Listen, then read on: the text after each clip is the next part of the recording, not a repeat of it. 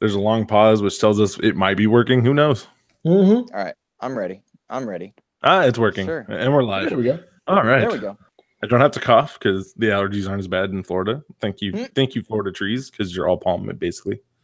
I do the pause. I still do the cough, though, because it's like habit. It's trademark. So, yep. Let's producer Kevin know what's going on. We have producer. Is Kevin on? No, he's just producer Kevin. Oh, okay. Gotcha. Cool. That is Bear. Sorry, that was my dog. This makes the awkward intro even better. There we go. Get it, Bear. Get it. All right, here we go. Hello, family. Welcome to PSVG OT. I am your host, Coach Mo, with my other host, Mr. Dev. Dev, dude, how are you? How have you been? I am doing great. I am chilling. It's hot as all Hades out here. But you know, we had some good pool time. I'm chilling with my peoples. I'm doing great. And we're also joined today with one of our top 5 favoriteest guests of all time, Mr. Luke Lore. The ghost is in the house. Sir, how are you? I'm great. What an honor for you guys to have me on. Thank you so much for having me. Thank you for saying yes when I asked you in stream. Now that makes it even better. Like, oh, that was awesome. That was awesome. I like to tune in and watch him when he's streaming, and you know, I do the lurker. I just like to listen to him talk, and I don't even watch him play the games. I just like hearing. You're very informative. Like you, I don't understand how you're not doing this for a living already, because you're above and beyond better than anything I've ever done. And I'm like, oh, all right. So Donnie sees this, I lose my job, which I understand. I'll be a fan. You and Dev can take over. But I love it. And I was like, you want to do OT on Saturday? You're like, let me talk to the wife. I was like, yes, this is great. We got Luke back. And I texted Dev, and he was like, yes, this is great. I was like, man, this is great. Now, we are PSVG OT. We are a relationship building podcast. First thing, we don't want anybody to be prepared. So none of you are prepared today, correct? Correct. Yeah, I have no idea what's going on. No. And the second thing is, again, just telling stories and having a good time. So our story for today, it's your first pressure moment and the outcome. So get ready. I'm going to take everybody in the Wayback Machine. You faded out on that. Your first pressure, what? Your first pressure moment and the outcome. The first pressure moment. Okay, Yeah. so I don't quite know what you mean. Well, I've got 2. I've got a sports one and a life one. So Okay. I'm gonna tell you my sports story because it's the longer one, and then if there's time, I'll tell the life one. Okay. So taking everybody in the Wayback Machine with the coach, back when, you know, high fades and high tops and all those things were hip and cool. I'm playing varsity basketball. I'm a freshman. Now I don't play a lot that season. Okay, I'm very good at varsity football. I'm doing very well. I'm doing all the things I'm supposed to do. I'm doing well in track and field, but basketball season freshman year, even though I was on varsity, not a good year. I didn't play a lot. Mm-hmm. I was behind some very tall men. Zach Gord, he's like 6'9", 6'10", went to Gonzaga, very good basketball player. Mm-hmm. Mm-hmm. And so I'm on the bench watching him play. Well, Zach caught the flu. So this other kid, Twist, he plays. And I'm Twist's backup. I'm like, okay, this is good. You know, I'm going to get some minutes today. Twist rolls his ankle in the first quarter. So now I'm the only big man in this game. So I'm playing. I'm giving it my all. I am rebounding. I'm boxing out. I think I airballed a layup because I was so nervous. But the game's going down to the wire. We're down by 2. We come down. I kick it out. Our point guard makes a layup. Tie ball game. With 10 seconds left in the game, point guard finds me wide open. I go up for a layup. I get fouled. I go to the free throw line. I airball the first free throw. Before that second free throw, all I could think was, oh my God, there are all these people watching. The seniors are watching. My friends are watching. My family's watching. Everyone here, if I make this free throw, I am a hero. I am the man.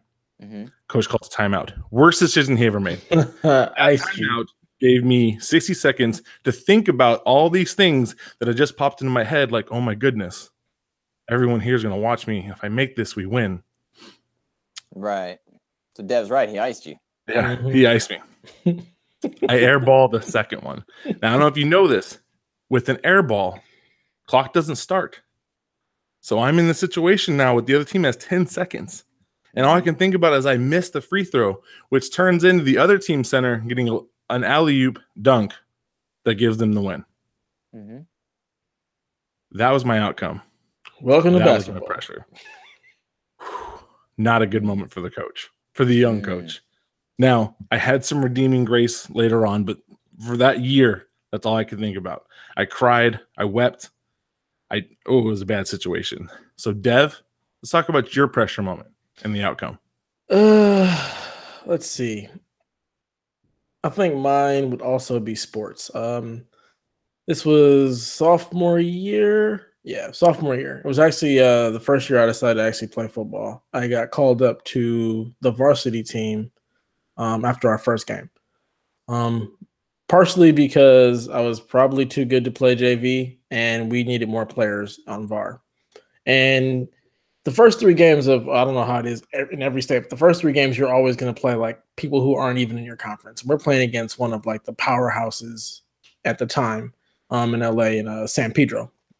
And this team has players lined up all the way down like the sideline. The whole sideline is basically full of their team. Like they've got that many players. We maybe have 20. So I somehow end up being the starting safety. And we got destroyed 51-0. But being able to be pulled up to varsity and actually play varsity and play the entire game, like I did not come out of the game at all. I was on all the special teams. I was at running back on offense and safety on defense. And at the end of the game, I got one of the game balls because the coach was like, if any of you seniors and juniors play with half the heart or the tenacity that Tyus did, we may have actually scored some points or had a much better game or a much better outcome. So it was just nice to be able to step up in that pressure moment and actually play the entire game, even though we got murdered, to just have like being noticed that I actually was out there, giving it my 110% every single play, even though we got murdered. So the outcome wasn't that great as far as, the score was concerned. But just the fact that they recognized, how hard I played in a pressure situation where I'm on varsity all of a sudden out of the blue, which I was not expecting. I think it turned out good for me, bad for the team, good for me. Game recognizes game, sir. That's all I got to say. Mr. Luke, what was your biggest first pressure moment in the outcome? Let's see. I was toiling around when I was thinking about what you guys were saying, so I'm going to stick with the sports stuff, but I want to talk about a positive one just for good moments. So throughout my entire high school career, I was the only freshman, sophomore, junior, and senior on varsity for soccer. Just the only one from my class. And I went to a very big school and a decent school at soccer. But I was the only one from my grade that played. And it was good and bad for a lot of reasons, but it was lonely, right? And like all my travel team boys and friends, they were at other schools just because of the nature of where we were. So senior night rolls around. I don't know if you guys had this at your schools, but like when you're a senior, you get senior night. It's the last game of your senior career, of your home games. And well, every sport rolls out all their seniors and everything else, but there in the middle at the halftime, soccer game at our home school, and I didn't have a lot of friends at the school. My parents and I walk out to the middle of the football field, just us. Just us. Wow. And everybody's like, well, there's Luke and his mom and dad. All right. And so they do their little announcement thing and whatnot. But my job, like on the team, was to score goals. I was a forward. That was my job. And I was good at my job. I was a pretty decent soccer player back in the day, long ago. Goodness, way longer than I realize. I'm 32 now, guys. I'm 37. It's great. I'm like, oh man, that was a long time ago. I'm over in the middle, and I'm like, I see your sides. Yeah, But what was really cool about it was high school was tough for me, right? But you have good years and bad. But on this night, we were playing against a team that was a rival. We ended up losing 4-2, but I scored both goals, and both of them were impressive, I guess you would say. They were highlight worthy, I guess you would say. And it was neat because I was under all this pressure because all eyes were on me. It's his last game. He's been here, the only one from every year. And then in this moment, I got to give my parents and those few people that were there supporting me these moments of joy, and I got to have these memories of scoring these really cool, unique goals that, you know, they were Sports Center worthy in my high school mind. Who knows? Like thinking back, I'm like, oh yeah, I'm a hero. But like, who knows? Maybe it was just like, burp, burp, put it in the net. But it was fun, and it's a cool memory. That's awesome. Nice. Now I'm just gonna say we got something in the chat from Antonio. Talking about Luke's other pressure moment. Oh, this is great. Go ahead and read it. It involves a wedding night and a surprise photo. Oh, okay. So we were just before we were recording this now live. I was streaming and in chat, Mrs. Ghost stopped into the chat to say hello. And so of course they're saying hello to her and chatting with her, and she's the highlight, right? No one cares about Ghost. It's Mrs. Ghost. But the joke is that Mrs. Ghost, Grandma Ghost, like on her side, she, the first time I met her, stared me down for like 20 minutes. And I mean, just stared at me. Everybody else had gone to take showers, was in other rooms, and she just stared at me for 20 minutes. And so it's this running joke in our family. And so on our wedding night, my father-in-law keys into our wedding room before we can get back and tapes up pictures of Grandma all over the wedding suite. And I'm talking like, lift the toilet seat to go to the bathroom, there's Grandma. Flip over Ghost's pillow, Grandma. You know what I'm saying? Wow. Like, oh, this beautiful James Bond level shower, because it's a suite, right? Mm-hmm. Grandma. Dude, it was ultimate. That is the ultimate prank. Oh man. Oh, talk about pressure, guys. I did not So that brought two stories of mine up to my brain, and one I don't know if it's appropriate enough to share, so I'm not going to share it, but the other one I think it's okay. My last year in Florida before we moved to Texas, I have like two actual fears in my life. Number one, I am terribly afraid of snakes. I hate snakes. I have no interest in snakes. I don't want them around me. The other one, I legitimately don't like the Quaker oatmeal guy. It's not his food. It's the fact that I feel like he follows you in a room when he's on the oatmeal. The guy. Yes. Like, I feel like that oatmeal stares you down. And so that fear, other students knew about it. They thought it was hilarious. Like, coach is afraid of the Quaker oatmeal guy. So my last day of school, they all know I'm leaving and going to Texas. They decided to dress up my classroom. Quaker oatmeal guy all over the walls, on the computer, on the chairs, on the board, everywhere. Then they had one of the other coaches, my best friend at the school, dressed up as the Quaker oatmeal guy and come into my first grade class, scared the bejesus out of me. Like, I'm talking like, I still have pictures of it going, I cannot believe y'all did this. This is horrendous. But legitimately, like, it makes me smile and laugh. So it wasn't to the level of yours with the staring grandma on a honeymoon night, but it was still reminding me. And it's not like I share it. Can I jump for 1 second? Yes, go right ahead. Deb for a second.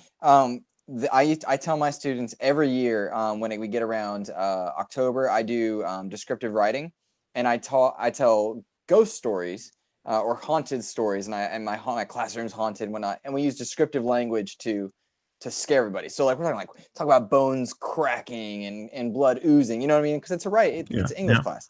And every year I tie it into like what room number it is and like where kids are sitting and whatnot. And I'll do these things. I'll have people walk by the room and just like bang on the door and walk away.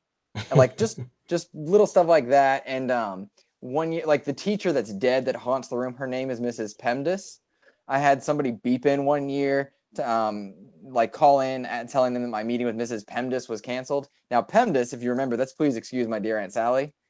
And like after the fact, the kids are like, oh my gosh, no way. And I'm like, yeah, that's how I came up with that. But like every year I'll scare the heck out of the kids with like little stuff like that. And they're middle schoolers, so they trip over their own feet, pencils fall off the desks. But I set up the situations like, you guys ever been like just sitting there and then like your pencil just rolls off your desk, or you stumble for no reason, like around this part of the school? And they're like, yeah. Never mind the fact that pencils are super light, and if you breathe too hard, they'll move. Right. Yeah. So I always do that to them. Same premise. Haunted classroom. Nice. It's fun. Nice. Yeah. I do enjoy a haunted classroom. That's good. That's good stuff. I wish I could think of that stuff, but I'm not creative enough. Well, now you just got to steal it. See, here's the thing. I'm in a gym. How can you? I don't know. I want to haunt the gym. I mean, I'm like, that ball moved on its own. Coach, you kicked it. Hey, rim trolls, man, rim trolls. Every time you miss, it's the rim trolls.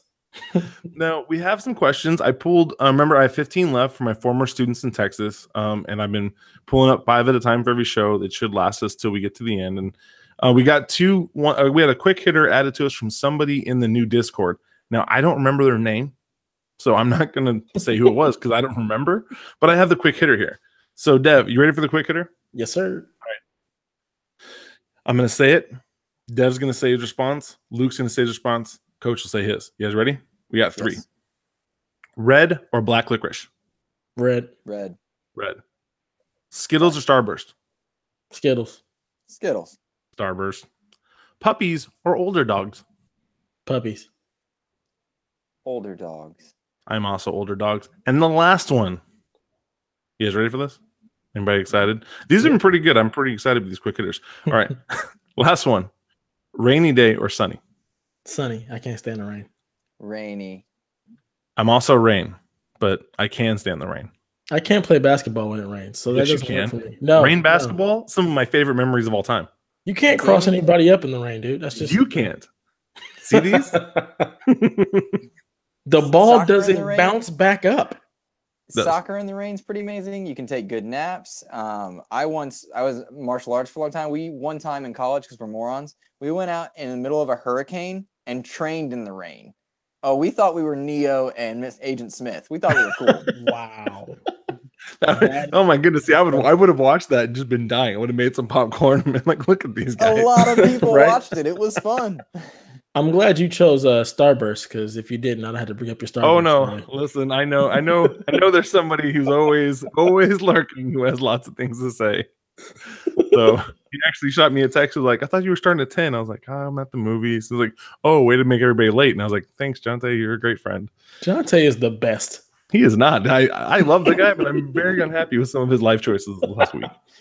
So, all right. So our first question comes from one of my former students. What game can you play no matter what's going on? So I think he's looking for like your comeback game. So like a game you never get bored of. Dev, go ahead, brother.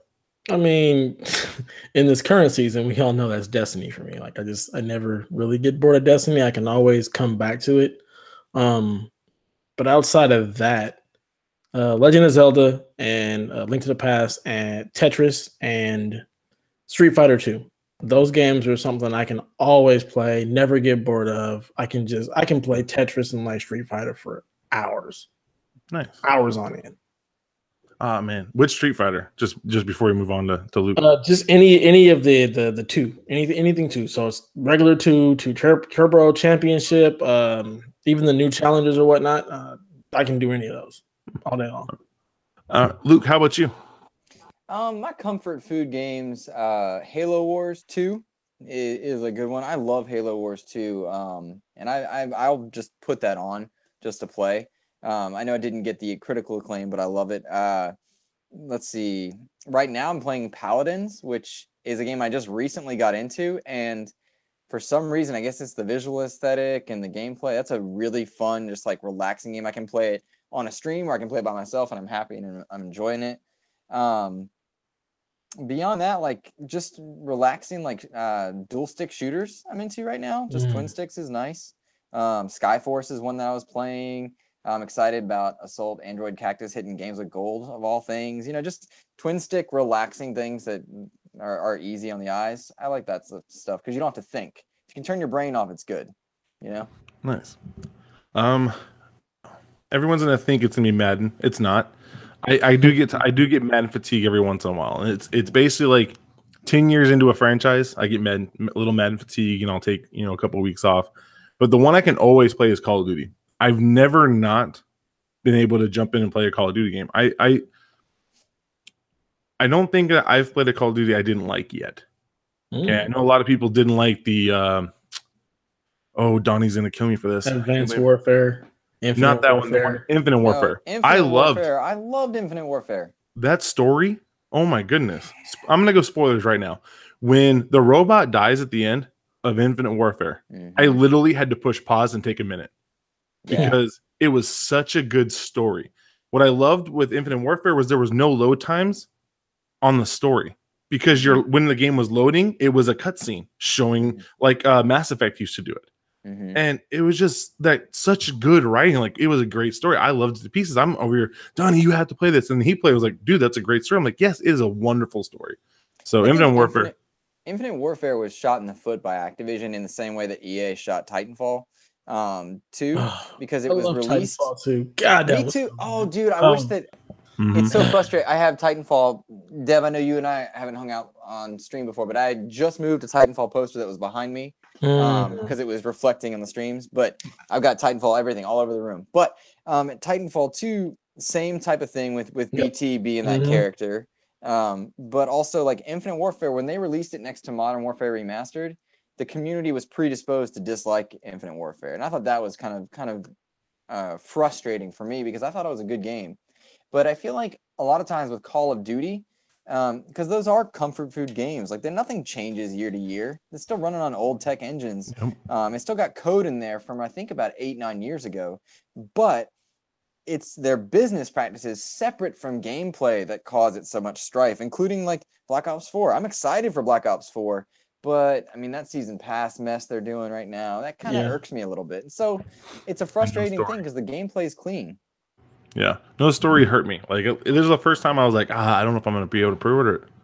And then I was like, if I'm being honest, I've spent more money on collector's editions of Call of Duty than I have any other franchise. Really? Because they're so cool. Yeah, I still have the Black Ops 2 mini fridge. No, 3. Black Ops 3 mini fridge. I've got the night vision goggles from Modern Warfare 2. Yep. Oh, that's dope. Yeah. So those are the only ones I kept from the move. Was I was like, I'm gonna keep all my Black Ops or all my Call of Duty stuff. So just to shout out some guys in the chat. Antonio Guillen says that his go-to game is Fortnite. Mystic Shadow says that he's or Mythic Shadow is saying Near Automata. He'd say Tekken 7 or Tekken 7, but also any Halo game. And then he also asked, so if you had to choose between the two, Infinite Warfare or Titanfall 2, what would you go to? Ooh, see, here's the thing. I feel like Titanfall 2 may have been the better overall story. However, I enjoyed Infinite Warfare more because of the no cutscene or the no loading screen. It was all like your loading screen was the cutscene of the movie showing, and those are some of my favorite moments. So I would go Infinite Warfare, even though I do believe Titanfall 2 was a better story. I think it's Titanfall 2 for me as well. And I'm a Titanfall 2. I'm a Titanfall fanboy. Like I'm sad the mobile game's going away at the end of July. I've been playing that since it came out. I have Titanfall on my walls. I have all the pop figures. So I think, but Titanfall's mostly DOA right now. So yeah, I'm definitely would go with Titanfall 2. And if they don't freaking give me a resolution to whether or not BT is still kicking, I'm gonna have to hurt somebody. Yep. Yeah, agreed. Oh man, that was a good question. So our next one is the scariest injury you've ever had. So I'm gonna give you guys time to think because I can remember mine pretty night and day. I'm ready for this. Yeah. My car accident was bad, and it was my worst injury, but it wasn't my scariest. My scariest was I was swimming in Lake Merwin, which is a lake outside of Vancouver, Washington, I believe, or it might have been Vancouver, BC. It's one or the other. I can't remember which Vancouver we were at. But I was there with my brother. Now, my brother, he's always been a daredevil type person. He jumps off stuff. It's me, him, Jonte, and Jonte's cousin or somebody's with us. My brother's like, hey, you should dive off this. And I'm like, no, I'm not going to do it. He doesn't stop talking to me about jumping off of this little bridge into the water for I want to say it was like 3 days that we were up there camping and hanging out. So for 3 days, dude, you should jump off this. No, I'm not going to do it. Next day, dude, you should jump off this. No, I'm not going to do this. Third day, dude, we're going to leave. You should totally jump off this. Fine.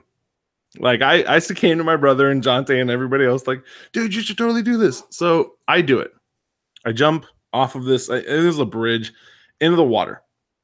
However, it's one of those old lakes where when the water rises, it covers up old docks, old things like that. Things you can't see because the water's so murky.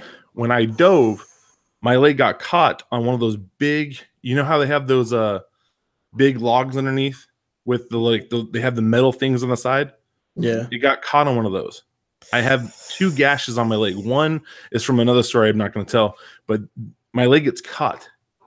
and because of the way it hits, it goes through the leg. I can't get up. Like I'm stuck underwater trying to get up. And Jonte said you could see like my feet kicking out, but that's it. So they come in. Coach, come on, man. Dude, yeah. I'm over here. I'm gonna drown. This is how I go out. I go out doing something that my friends peer pressure me into, and I'm freaking out. I'm like, into the road. Like I got Boys the Men playing in my head. It's over. It's over. They got me up. They got me to the shore, and they were literally like, okay, what do we do? We should put tape on it. So they try to tape it up. It bleeds to the tape. Finally, they call 911. They rush me to the hospital. And the worst part was the family I was staying with was like, they get this phone call. Hey, we got the bleeding stopped, and he's on the way to the ER. Where is he? Right. It was just the worst situation ever. I ended up only needing like one surgery to fix it, but I have like this indentation on my leg from it, so it's crazy. So that was mine. Wow. Yeah. Whew. Remember that, Jonte? Enjoy that. Dang it, Jonte.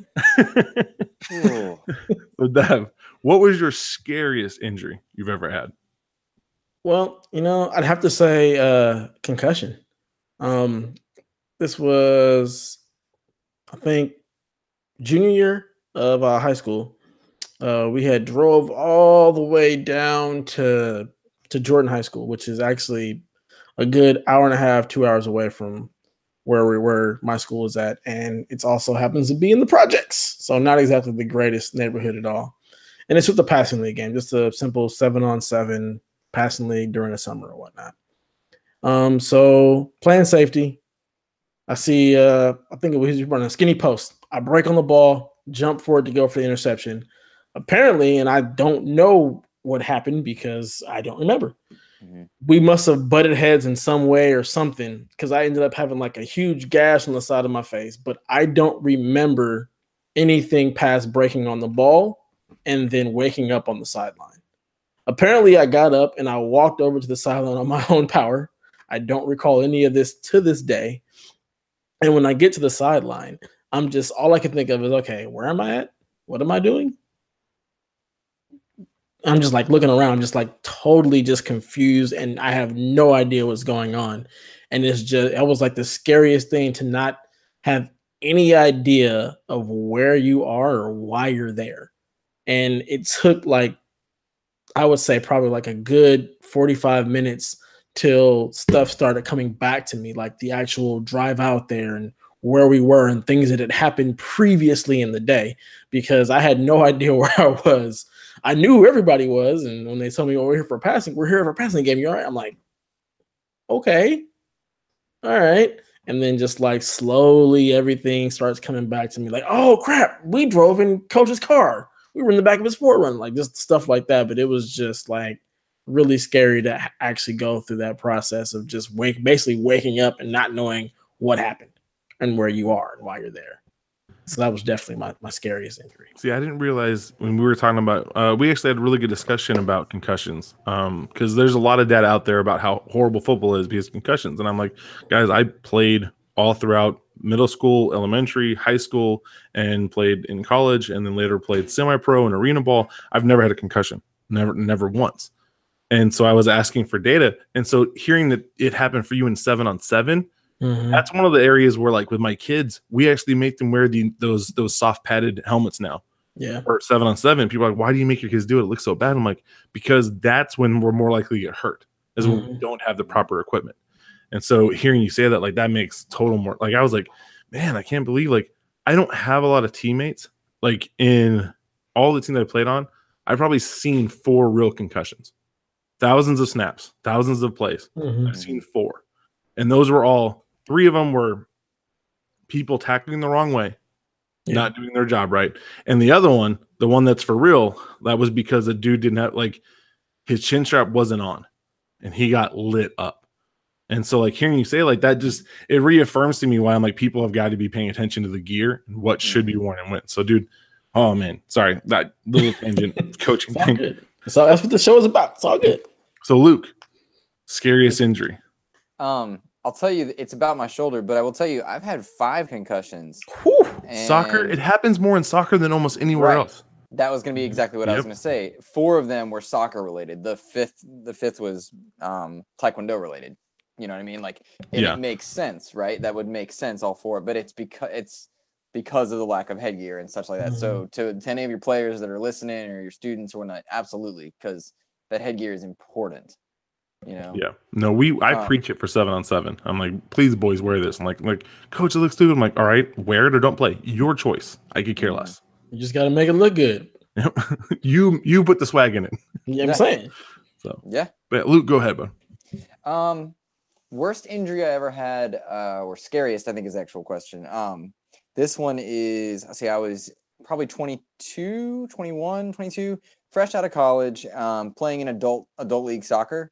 And I was in dead sprint. I mean, there was a time in my life pre-broken bones that I was way faster, right? And I was just gone. And I remember it. And we were playing against a team that was, they always won. They won everything. And then I was this new kid to them in the league and whatnot. And I'm just dead sprint, and a guy slide tackles me from behind, which is a dirty move unto itself, but it was violent, apparently, the way they did it. And I remember it because I went end over end, and I remember sitting up, and it was very weird. It was a very primal moment. I've been injured before with concussions, but never with what had happened to me. And I remember just this primal screaming. And my first thought was, who is screaming? Like, why are they yelling like that? Because it was very animalistic, very primal. And then I realized it was me, and I was cradling my arm. I looked down, and my shoulder did not exist. Oof. And it looked like my arm had been shattered. Is what it looked like. It was mangled. I remember putting it back, not putting it back into its place, but I remember like cradling it so that it would be with my body, right, to get it close to me. And I had probably about 15 more seconds before I went into shock. And I spent that 15 seconds telling my friend Nick, I said the word hospital 3 times, and then I was gone.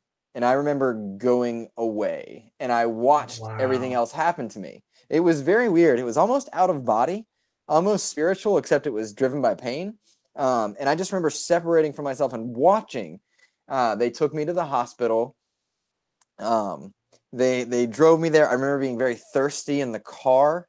I remember in the ED, they gave me an aspirin because that's all they're allowed to give you right away. Oh, wow. Because if you triage it, I'm gonna live, right? There was no blood or bone protruding. I'm gonna live. So if you're triaged, you're gonna sit there with your broken arm or broken whatever.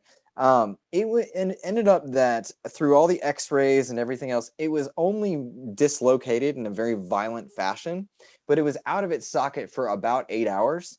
Oh God! Right? Yeah, that's the problem. And apparently, and we didn't know this at the time, my labrum had been torn as well. That's a tough one too. We were at a teaching college because I went to East Carolina University, which is a teaching school. Students put it back. And I remember I was drugged in a very unique way. They put it back. I remember they messed it up twice. Oh, God. But I don't remember that hurting. I remember me saying ow, and the teacher with them being like, that's not right. You wanted it. And I remember they had ribbons and stuff. I don't know. It was very odd. It's very strange. I think actually the medicine just blanks your memory out, but all this you can feel at the time. I'm not sure. But ended up the labrum was torn as well. And I was very poor. Take this for what you will politically, but medicine's expensive. I couldn't afford to go to therapy, physical therapy and stuff like I should have. I was a first-year teacher. Just through both ignorance, naivety, and money, I didn't go to therapy and didn't have them continue looking at it after it was initially, put together. Yeah. Fast forward 10 years, I meet my wife, not 10 years, but something close to that. My wife makes me get surgery. We find out that it was actually horrifically damaged, way worse than we thought. And I've been living with pain for 10 years. And my wife is a physical therapist. Got to look at the video of them doing the surgery on me and stuff.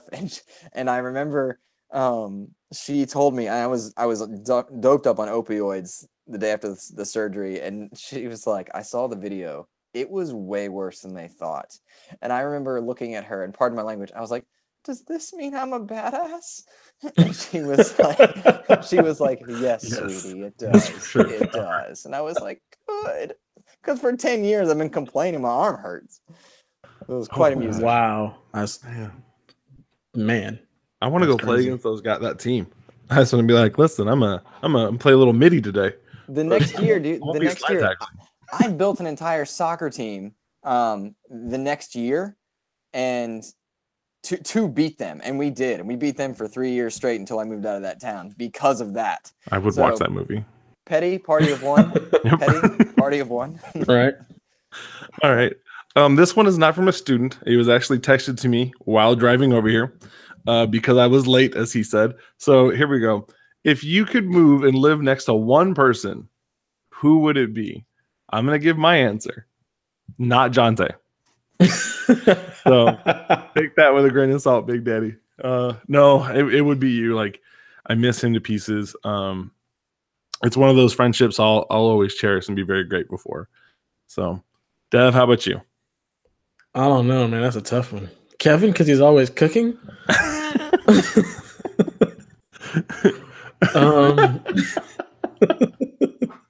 Would you want to live in Boston though?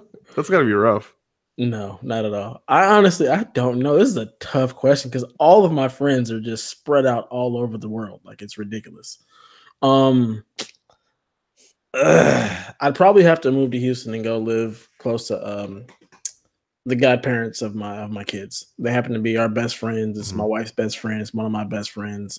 So I think it would just make sense. So that's probably what we do. Good answer. Luke, how about you? Again, the question is move, or they would move to me, but live next to someone, correct? Yes, live next to somebody. So this is going to sound so funny. I'm toiling between two names right now. The first answer I think is I would love to move next to Barack Obama. Because I feel like that man's got some stories. I want to talk to him. I would be visiting you because I'm in love with his wife. Oh, Michelle Obama. Woo. Yes. But like, man, I feel like that guy could be everyone's friend. He would probably give great advice. He was a professor, so he's knowledgeable. He's smart. You could pick his brain about things. I feel like he would respect me when I want to, like, because I like to be alone a lot. I feel like he'd be a great neighbor. Hey, you want to do a cookout? No worries. It'll be fun. You do your thing. Like, it'd be awesome.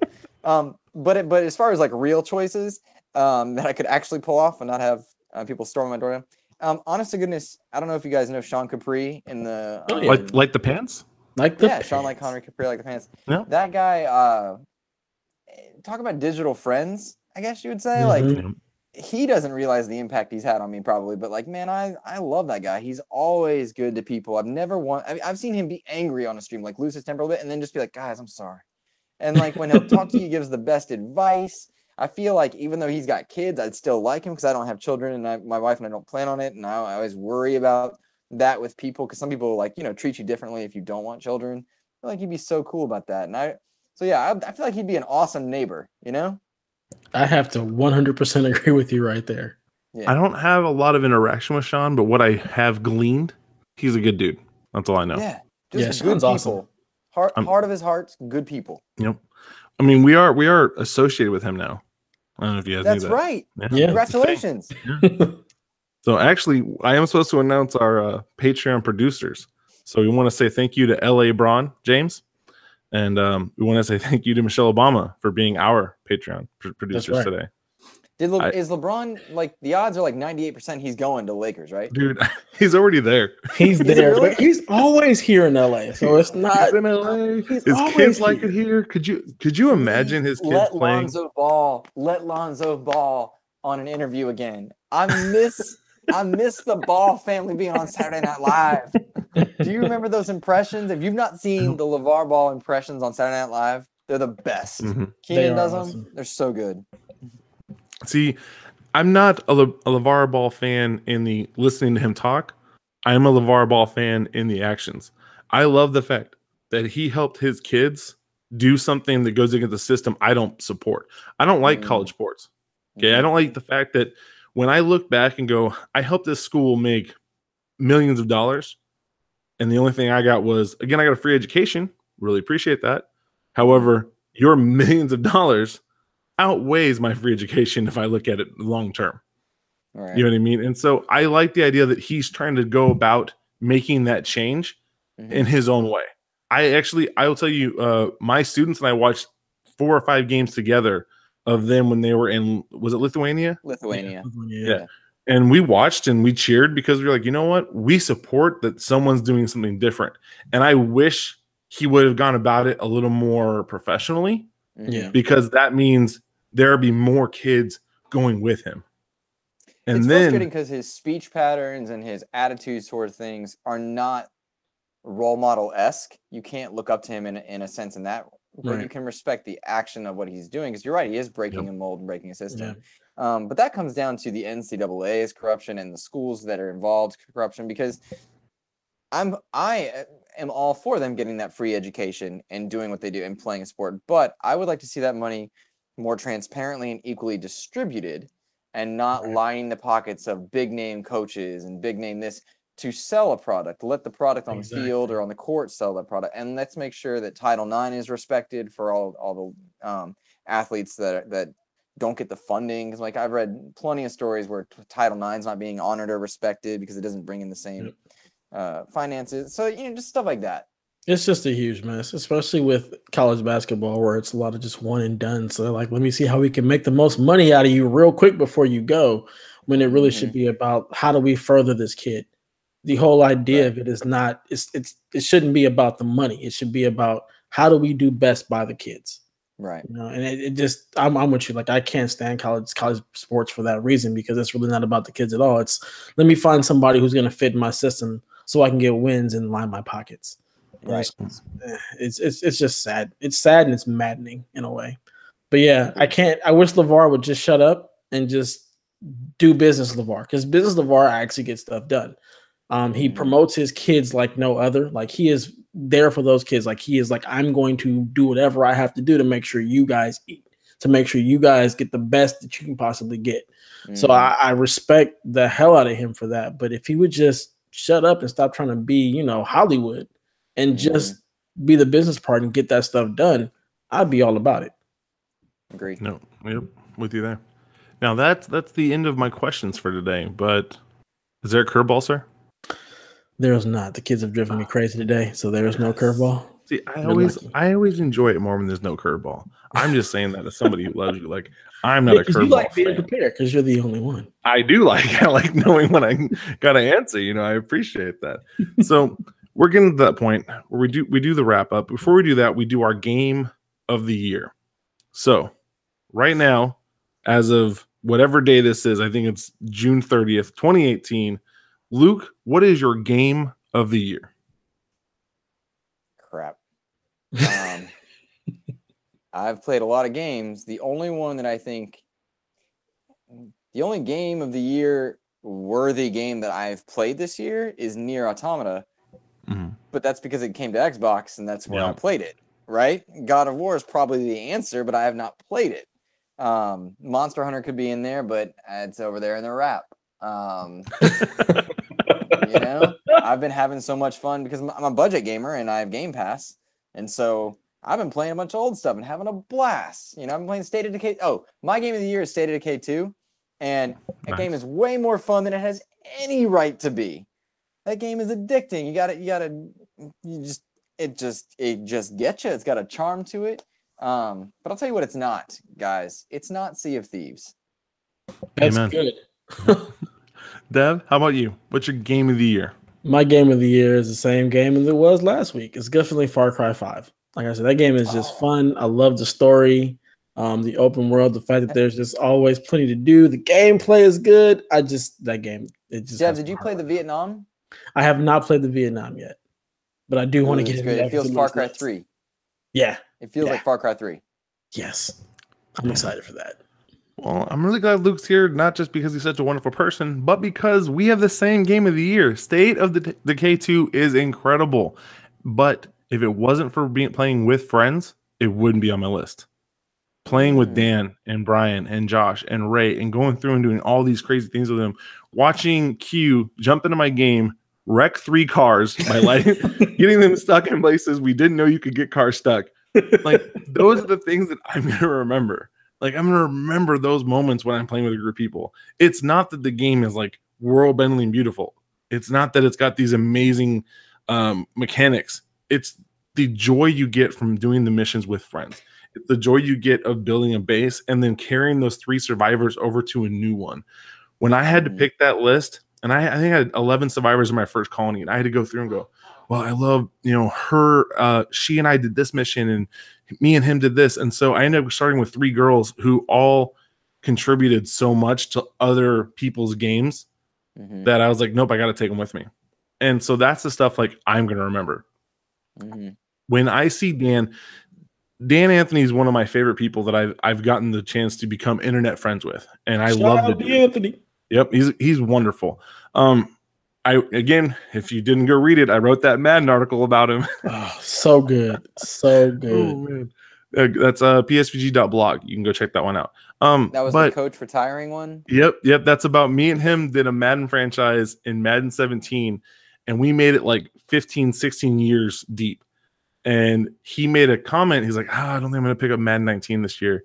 And me being who I am, I went and ran with it. And I had other people that I had the created characters that he had used because it was so far past. I had other Madden, GMs that play with us, Nate, Ray, Josh, all those guys. And it was just a good time. I had a lot of fun writing it. But seeing him spend 50, 60, 70 hours in that game and grinding out the achievements because he enjoyed it so much, I'm going to remember that part. I remember him sending a text message, go, hey, do you want to play tonight? I was like, sure, I'll jump in for a couple hours.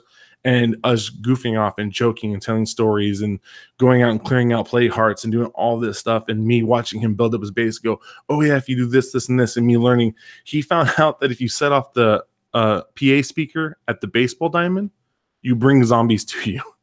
Oh, man. And so we're out there he's like, hey, stand here for a minute. Like, oh, okay. Zombies come swarm me. I almost die.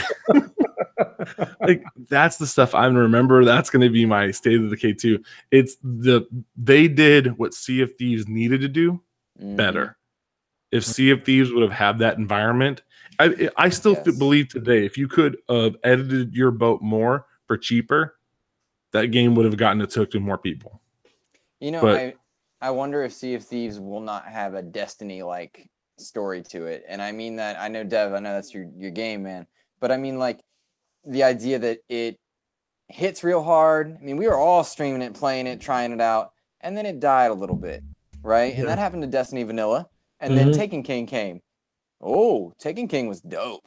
I loved Taken King, And then Destiny 2 Vanilla hits, and that game is DOA right now.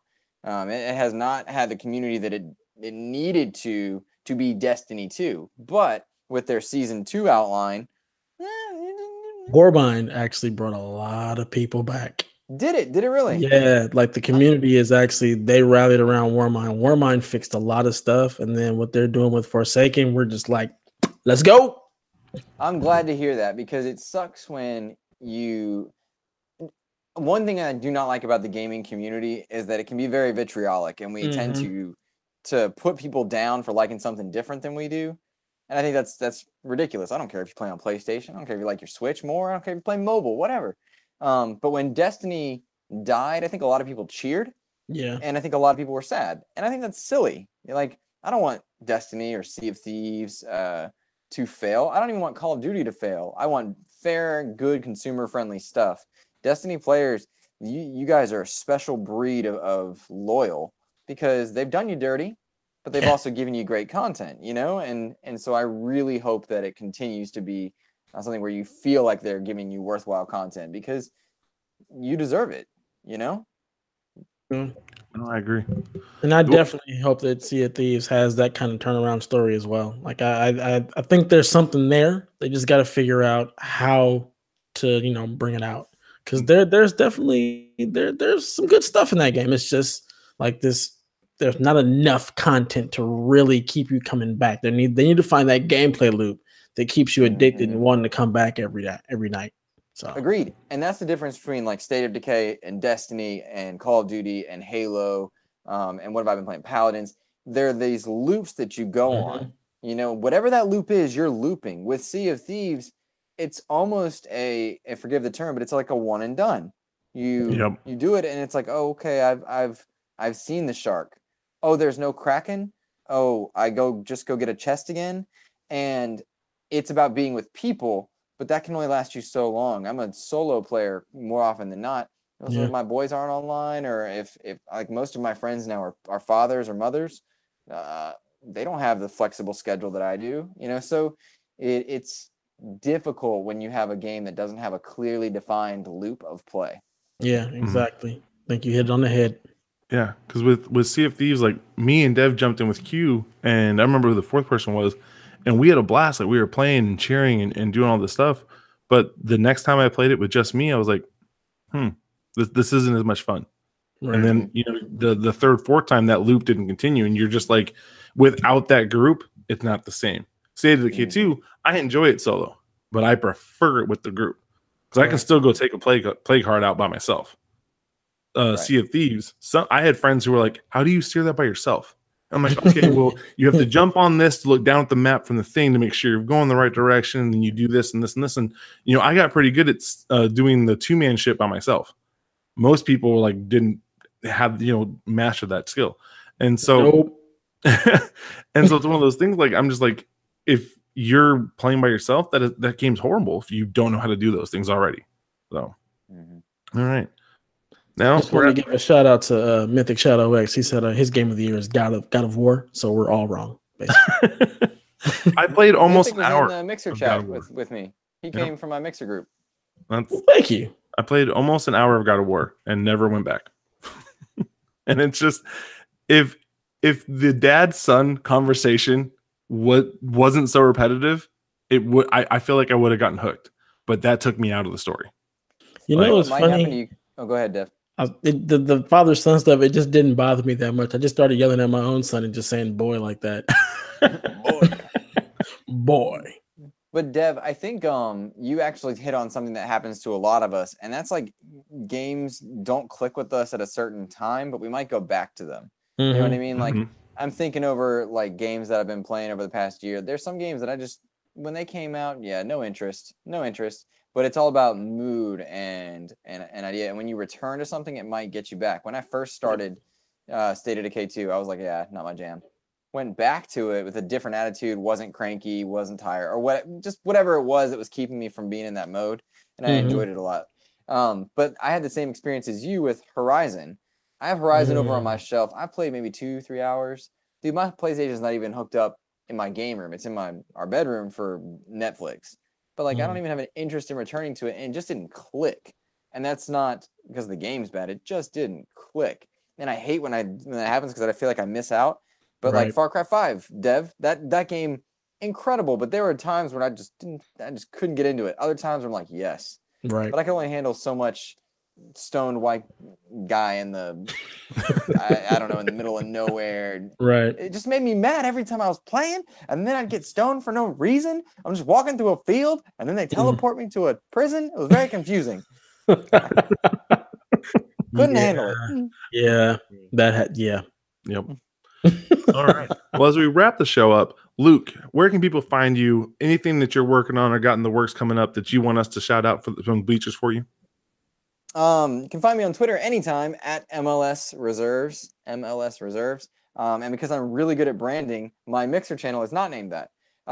Mixer.com/insipidghost. That's where I'm really having the most fun lately is streaming on Mixer. It's been an awesome time, and community has been wonderful. I have such a blast with those people in the Mixer community. So mixer.com/insipidghost would be a great place where I'd love to see people show up. It is a wonderful follow, and I'm telling you folks, just put it on and listen, because the dude, he did put some knowledge out there. I learn more in my hours listening as a lurker than I do in anything else that I do during the day. So give him that look. Dev, how about you? Anything you working on? I just want to just double back and say, yes, his Mixer is awesome. I also lurked in there for a little while. Good stuff. Really good stuff. Thank you. Yeah, you can just find me at Dev Tias on the Twitters. Come talk trash with me, because that's probably my favorite thing to do. Outside of that, catch me on the OT. And if you want to join our Discord, our Make Us Better Discord would be awesome. Just come through. We are constantly chatting it up way more than you'd imagine. Yep. It's man. See, I put on Twitter that I was nervous about that because like I liked our PSVG Discord because I was comfortable. Like Yeah. I knew I could go into the Madden room and be like Madden, and 3 people would jump in and be like Madden. I'm like, yes, that makes sense. This is a good world that we live in. I could jump into the OT room and be like, hey, jokes in life, or you can put a Starbus up there, and people who have followed know the joke. They understand why Starbursts are funny on this show. But we moved over, and within yet from last night to today, I've played more games with people from their community than I think I've played with people from PSVG in probably a year. Wow, I jumped into some Fortnite. I jumped into a little bit of Halo. I jumped into a COD match. Like I did a little Overwatch. Like it's such a welcoming community. And the thing is I don't follow a lot of the Make Us Better, and it's not because I don't like them. It's because I'm not a Nintendo fan, and I'm not. It's Nintendo. Yeah, and I'm not a PlayStation guy. And when those aren't your passions, you don't gravitate normally towards those things. Now I want to, because I want to know who these people that everyone's talking about is, and I want to get to know them. So please come on over to that Discord and chat. It's been amazing. It's been just super wonderful. I'm loving it, and I believe it's free. Yes, is that right? It's free now. Free to join for anybody. You don't have to support us through Patreon, but if you'd like to, we would definitely appreciate the support. But yeah, come through and just chat, meet some people, play some games. I mean, that's what it's all about when it comes down to it. Beautiful. I'm working on nothing. I actually that's a first. Yeah, I've got like 3 articles that I had written, but they're not good, and so I scrapped them. Said no, thank you, I'm done. I have been trying Mixer more, just 30 minutes here, 40 minutes there. I did the light stream thing. That is sweet. Have you messed with that now, Luke? Wow. Yes. All right. So forgive the soapbox, but Mixer's community and Mixer's support has been wonderful, because I was, so at the risk of being oversharing, I get very nervous. I get very anxious about just life. And so sometimes I don't want to stream, and sometimes I get nervous about it, but the community on Mixer has been awesome, and their customer support and their partnerships are awesome. Like they have a group called Lightstream, and Lightstream works with them. They're a third party technically, but they work very closely, and it allows you that it's a third party in browser app. So their OPS works really well with it, and their APIs are beautifully well done to mix in. But you can open your browser on your phone or on your Chromebook, on your laptop, and in browser you can create overlays, you can create transitions, you can create sound bites to augment your Mixer channel. I must give a shout out to Antonio Guillen, he's in the Make Us Better community. Wonderful gentleman. He created my overlay, and we use Lightstream to put it in because I do not own a PC. I stream everything off my Xbox, and then I use my phone or my Chromebook to add an overlay with Lightstream, and it's wonderful. It's very user friendly. It's very simple, and it allows me to do that with all without a PC. So I would recommend it. It's really neat. Yeah. So I jumped in last night, and was that you were actually, I think you had liked it or commented it. The people from Mixer reached out to me. Well, one of them jumped in the stream and watched, and then a person from Lightstream jumped in and watched, and I'm just playing Civ 5, and they're walking me through the overlays and how to do it and helping me out. Just an amazing community. And like streaming scares the bejesus out of me, because one, I don't like talking to nobody. And like, so a lot of times I just get into the game and I just play, and then I don't say anything. That's part of why I love you so much, is that when you're talking, like you're constantly like, I love it when you have like those moments where you do those reteachable moments of, hey, I did this. Oh, hey, but if you're just a lurker, that's okay too. And you're always like reaffirming that however people enjoy your Mixer, it's okay. And so I'm like, I don't have the comfortability to do it. It's taking me practice, because nobody wants to feel like they're by themselves and talking to no one. But at the same time, it's kind of like you're on the radio. When you're on the radio, no one's talking back to you, right? Right. So you find a way to talk. And I'm better at streaming some games than others, and I'm better at talking sometimes than others. And that's kind of why I joined it, and that's why I mentioned the anxiety thing, because sometimes even if I know I should be streaming, I won't, because I know I'm just not comfortable right then and there. Other times, yeah, I'm totally fine. And it's been a very thing where I'm very honest with my audience about that, because I worry about talking to no one. I worry that I'm offending the lurkers with silence or talking too much, and that finding that balance is difficult. And feedback's always welcome and great. And I have some people who will message me the feedback because they don't want to talk in chat. And I have other times where people will totally just chat it away. And it's interesting because you have to remember you're talking to the full public. You know, sometimes I'm talking to 8-year-olds, sometimes I'm talking to 48-year-olds, and they're all welcome. So trying to find a comfortable level there is interesting, and it's tough. But yeah, I'm sorry, I babbled. The Mixer support staff is wonderful. No, dude, again, this is the stuff that some people like really are gonna love. It does that, so we appreciate it. That's why when chance to get you here, we got all excited. We were all giddy. And can I tell you a cool thing? Yeah, what's up? This was so cool. This happened maybe 2 weeks ago, maybe a little less. I don't know. So in the past 2 to 3 weeks on Mixer, I've only been streaming about 2 months. The founder of Mixer, Matt, co-founder of Mixer, has shown up in my streams, spoken to me. Mixer staff have shown up. Developers of 2 different games have showed up in game just to talk about the fact that I was streaming their game. How cool is that? That's right? awesome. And I'm a very humble, like I'm a humble streamer. I mean that in terms of like following. I like myself, but like, you know, I just hit 200. That was a huge milestone for me. I'm not a partnered like 1,000 person, right? Like I might at any given time have 5 people in my chat, but they still, the founder of Mixer showed up just to test features and chat. Like that's awesome, right? Yeah. That's just cool stuff. We love the support that Mixer does is really, really cool. I like their interface. It's way better with the lag when you're dealing with the chat and just all the different things they're doing. And it seems like they're really forward thinking with everything and constantly trying to improve and find ways to make their platform better. And the fact that they're constantly interacting with the big streamer all the way down to the person who's got, like you said, maybe 5 people in the chat. That's amazing. That's the kind of support you want to see from a platform that you're on. So I think it's great. And I one day I'll figure out how to multitask and actually be able to pay attention to chat and play games, because I am terrible at that. That's why when we do a Destiny raid, coach, I'm not going to explain how to do anything. I'm just going to point my gun and shoot and have somebody who's much better at directing all the stuff, because I'm terrible at that. do you, man? Do you? So with that is the end of PSVG OT. We still don't know the number because I didn't look it up. So we just put something about the post-move show with the ghost, I think is what we titled it. But we love y'all. We appreciate you. Make sure you jump in and you talk to Luke and jump into his Twitter and his Mixer.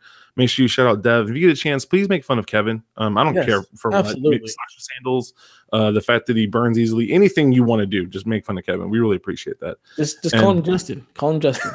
It's the same guy. That's his nickname. So with that, that's game over. Thank you.